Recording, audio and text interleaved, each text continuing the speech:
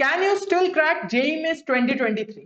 अब आपको लग रहा होगा कि ये वीडियो आखिर मैंने इतना ज्यादा लेट क्यों पोस्ट किया है, लेकिन जब आपकी एग्जाम के लिए 10 से 12 दिन बचते हैं तभी स्टूडेंट्स सेल्फ डाउट करते हैं कि क्या वो सच में एग्जाम को यहाँ पे जो है क्रैक कर पाएंगे। और अगर मैं कहूं कि यहाँ पे इसका जवाब हाँ है, तो शायद कमेंट सेक्शन में कुछ स्टूडेंट्स ये लिखना चालू कर दे कि ये तो बिल्कुल भी पॉसिबल नहीं है, भैया सिर्फ व्यूज के लिए जो है वीडियो बना रहे हैं। लेकिन ऐसा कुछ भी नहीं है। यहाँ पे ये जो है मैं आपको मोस्ट प्रैक्टिकल वीडियो कहूंगा, यहाँ पे मैं हर एक आपको जो है सिनेरियो बताऊंगा कि क्या आप सही में जो है एग्जाम को क्रैक कर सकते हो या फिर नहीं।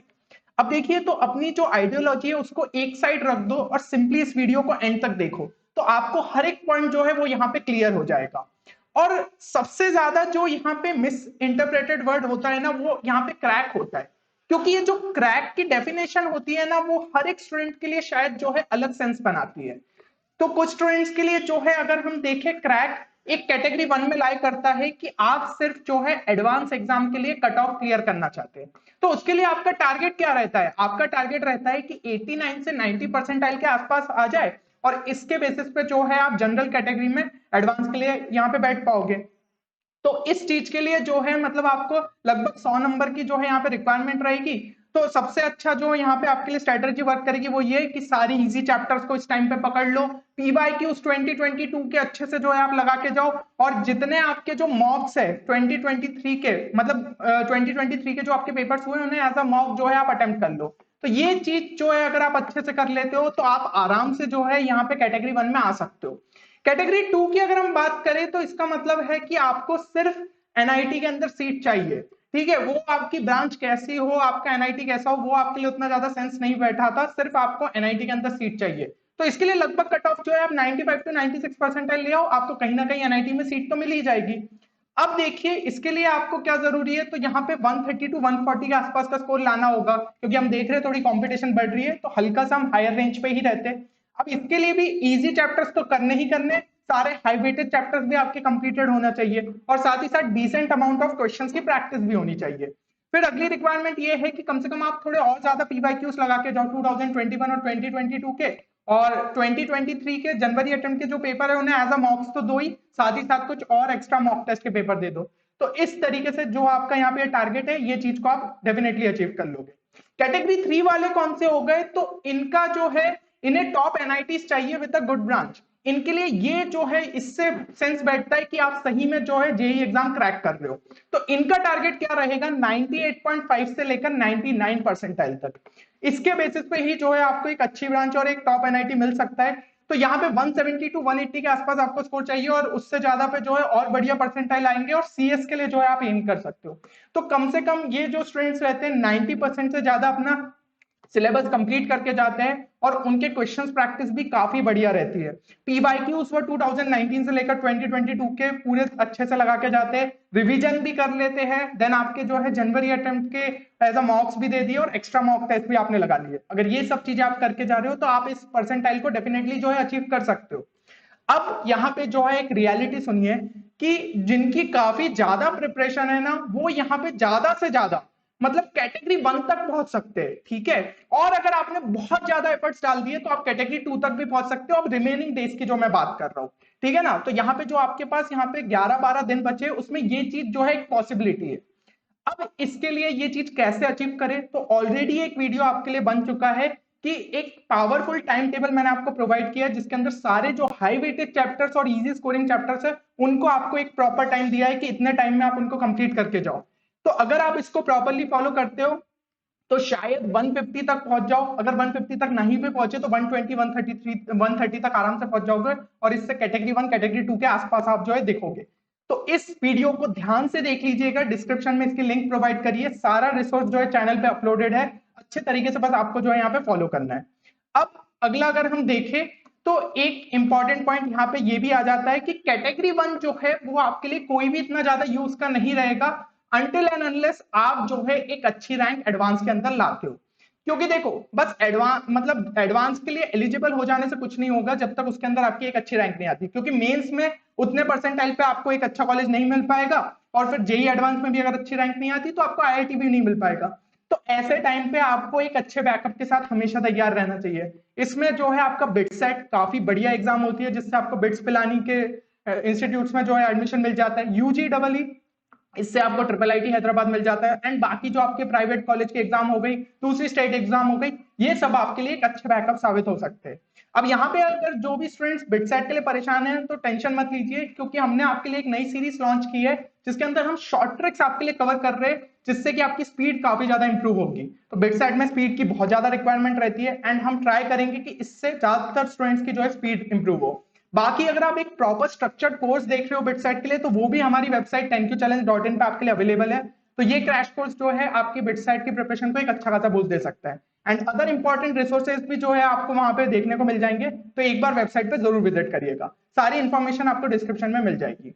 अब यहाँ पे हमने जो है बात करी कैटेगरी, मतलब कि कैटेगरी 1 और 2 में पहुंचना कितनी मतलब आपके लिए पॉसिबिलिटी बनाता है।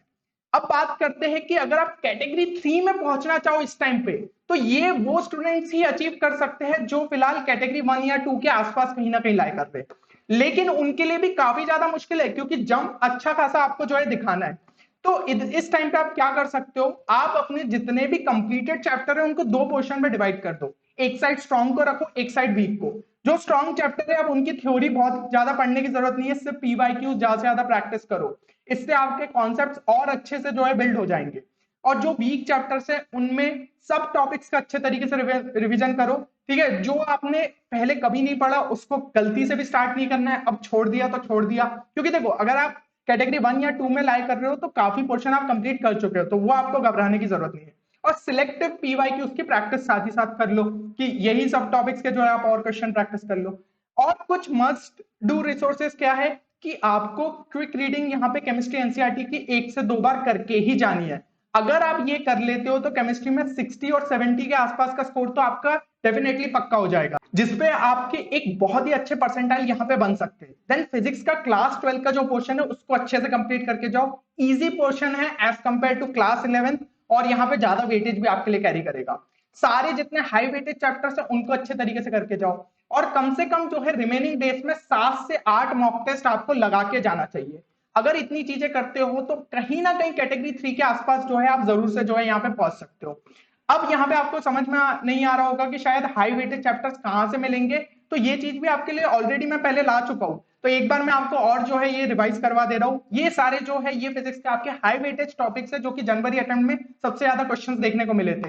एंड पिछले सालों में भी इससे काफी क्वेश्चंस पूछे जा रहे हैं। तो इतने जो टॉपिक्स हैं इनको बहुत अच्छे से करके जाइए। एक्सपेक्टेड नंबर ऑफ क्वेश्चंस भी आपके सामने लिखे। अगर कुछ एक दो क्वेश्चन इधर उधर होते तो थोड़े बहुत बैकअप चैप्टर्स आप जो है इसमें कर सकते हो। जैसे कि इसमें अगर आपने ग्रेविटेशन कर लिया, देन यहाँ पे जो है आपने यूनिट्स एंड डायमेंशन को और अच्छे से कर लिया, तो ये कुछ आपके जो है बैकअप चैप्टर्स है जो कि आपको हेल्प करेंगे। सिमिलरली अगर हम केमिस्ट्री में बात करें तो ये सारे आपके हाई वेटेज टॉपिक्स हो गए। ऑर्गेनिक केमिस्ट्री का जो थ्योरेटिकल वाला एंड पार्ट होता है ना, जिसमें बायोमोलिक्यूल्स हो गया, chemistry in everyday life, environmental chemistry, polymers, तो ये सब जो है आपको कम से कम 3 क्वेश्चन यहाँ से एक्सपेक्ट कर सकते हो। फिर जीओसी हाइड्रोकार्बन से भी जो है आप लगभग 3 question, chemical bonding coordination compound से 3 क्वेश्चन, ब्लॉक केमिस्ट्री का partial part S block, D block and F block, यहां से 3 क्वेश्चन देखने को मिल सकते हैं। And solution of chemical kinetics से 2 या 3 क्वेश्चन देखने को मिल जाते हैं। तो इस तरीके से यार आपका जो है एक केमिस्ट्री में अच्छा खासा स्कोर बन सकता है, सिर्फ इतने ही जो है अगर टॉपिक्स बहुत अच्छे से आप करके जाते हो। बाकी के टॉपिक्स आपके थोड़े वीक साइड भी रहे तो भी चल जाएगा, कहीं ना कहीं इजी अगर क्वेश्चन आया तो वो भी बन जाएंगे। इसके अलावा जो है आप एमाइंस और एटॉमिक स्ट्रक्चर पे भी जो है फोकस कर सकते हो। इनसे भी एक आध क्वेश्चन जो है पूछा ही जाता है, एंड एमाइंस से कभी कभी 2-2 भी पूछे जाते हैं। अब बात करते हैं मैथ्स की, तो मैथ्स में तो सिलेक्टिव रहो, ठीक है, क्योंकि मैथ्स में ये चीज देखने को मिल रही है, जो पोर्शन है वो थोड़ा लेंदी साइड पे आता है। तो अगर वेक्टर 3D भी बहुत अच्छे से कर लेते हो तो 3 से 4 क्वेश्चन आपके फिक्स्ड है, और कुछ कुछ शिफ्ट में 5 तक भी गया है। ठीक है, फिर definite integration area under the curve कर लोगे तो 3 एक क्वेश्चन देखने को मिल सकते हैं। सीक्वेंस सीरीज काफी ज्यादा इंपॉर्टेंट, मल्टीपल क्वेश्चन भी पूछे जा रहे हैं कुछ शिफ्ट में, तो 2 से 3 देखने को मिल सकते हैं। बाइनोमियल थ्योरम बहुत ज्यादा इंपॉर्टेंट, पीएनसी साथ में कर लेते हो तो और भी बढ़िया है। मैट्रिसेस डिटरमिनेंट, तो यहाँ से 2 क्वेश्चन। तो ये कुछ है जो लास्ट टाइम पे आप और ज्यादा फोकस कर सकते हो। तो हाई वेटेड चैप्टर्स आपके लिए अलग से जो है यहाँ पे लिस्ट कर दिए सारे ही सब्जेक्ट के। एंड यहाँ पे एक और बहुत ही इंपॉर्टेंट रिसोर्स आपके लिए ऑलरेडी चैनल पे अवेलेबल है, वो है मोस्ट रिपीटेड कॉन्सेप्ट सीरीज का। तो ये तो आप किसी भी कैटेगरी में अगर लाइक करते हो तो भी ये सीरीज आपको देख के ही जानी है। 7 से 8 क्वेश्चन शायद आपको डायरेक्टली आपकी शिफ्ट में यहाँ पे देखने को मिल जाए इस सीरीज से। तो ये सीरीज को पक्के तरीके से कंप्लीट करके जाना है। पूरी आपके लिए यहाँ पे गूगल शीट की जो है प्लेलिस्ट बनी हुई है, ठीक है ना, हर एक यहाँ पे लिंक है हर एक टॉपिक के सामने, तो जो है एक ऑर्डर में अच्छे से कंप्लीट कर लो। तो इसकी भी लिंक जो है वो आपको डिस्क्रिप्शन में मिल जाएगी। अब देखिए हमने पूरी तरीके से यहाँ पे डिस्कस किया कि क्या सच में जो है आप इस टाइम पे क्रैक कर सकते हो। तो यहाँ पे आपको समझ में आ रहा होगा हर एक के लिए अलग सेंस होता है। अब आपके लिए क्या सेंस बैठता है ये चीज कमेंट सेक्शन में जरूर बताना कि किस कैटेगरी में जो है आप यहाँ पे एम कर रहे हो खुद को और कितना टारगेट जो है आपका परसेंटाइल है। तो ये चीज कमेंट सेक्शन में जरूर बताइए। और बाकी एक चीज हमेशा याद रखिएगा कि आपकी कंपटीशन सिर्फ खुद से है, ठीक है। दूसरा कैसे कर रहे हैं उससे आपको कोई फर्क नहीं पड़ता। क्या आपने जो फर्स्ट अटेम्प्ट में स्कोर लाया उससे आपने कितना बूस्ट दिखाया वो जरूरी है। फर्स्ट अटेम्प्ट में जो आपने गलतियां की उनसे आपने क्या सीखा और सेकंड अटेम्प्ट में कैसा बेहतर किया, ठीक है। तो ये सारी चीजें आपके लिए मैटर करेगी और इन पे ही जो है लास्ट टाइम पे आपको फोकस करना चाहिए। ओवर थिंकिंग बिल्कुल मत करो कि क्रैक होगा या फिर नहीं होगा। ये सवाल आपको जो है स्ट्रीम लेने से पहले सिलेक्ट सोचना चाहिए था कि मुझे पीसीएम लेना चाहिए या फिर नहीं लेना चाहिए। अब ले लिया है आखिरी इस पे हो तो फिर क्यों सोच रहे हो ये सब चीजें, ठीक है। तो चलिए होपफुली ये वीडियो आप सभी के लिए बेनिफिशियल रहेगा। मिलते हैं अगले वीडियो में, तब तक के लिए take care and good bye.